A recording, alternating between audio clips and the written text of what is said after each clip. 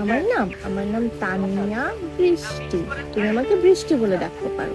অভিনেত্রী তানিয়া বৃষ্টি ব্রেন টিউমারে আক্রান্ত। তার 4 ঘন্টার অস্ত্রোপচার সফলভাবে সম্পন্ন হয়েছে। বর্তমানে তিনি চিকিৎসকদের নিবিড় পর্যবেক্ষণে আছেন। নির্মাতা সকাল আহমেদ এ তথ্য নিশ্চিত করে বলেন, আল্লাহর রহমতে তানিয়া বৃষ্টির সার্জারি সফলতার সাথে সম্পন্ন হয়েছে। প্রায় 4 ঘন্টার অপারেশন শেষে টিউমার অপসারণ হয়েছে। আগামী 24 ঘন্টা অবজারভেশনে থাকবে সে। পোস্ট অপারেটিভ অনেক জটিলতা থাকতে পারে, এজন্য এখনই শঙ্কামুক্ত বলা যাচ্ছে না। সবাই তার জন্য দোয়া করবেন। হাসপাতালে অযথা ভিড় এবং অতিরিক্ত ফোন কল দিয়ে তার পরিবারকে প্যানিক না করারও অনুরোধ জানিয়েছেন এই নির্মাতা।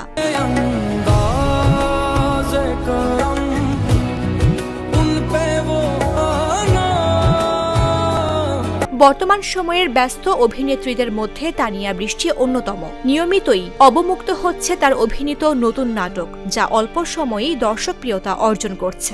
সম্প্রতি স্বল্প ব্যবধানে মুক্তি পাওয়া একাধিক নাটকের কারণে তিনি আলোচনায় ছিলেন।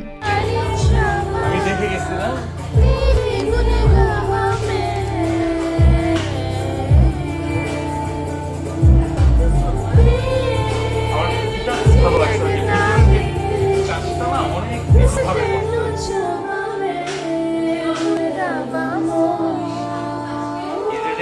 2015 সালে আকরাম খানের পরিচালনায় নির্মিত চলচ্চিত্র ঘাসফুল ছবির মাধ্যমে বড় পর্দায় অভিষেক হয় তানিয়া বৃষ্টির। এরপর 2019 সালে মুক্তি পায় তার অভিনীত আরেকটি সিনেমা গোয়েন্দাগিরি। দীর্ঘ বিরতির পর আবারও সিনেমায় ফিরছেন তানিয়া বৃষ্টি। রায়হান খানের পরিচালনায় নির্মিতব্য ট্রাইব্যুনাল নামের একটি সিনেমায় তাকে দেখা যাবে।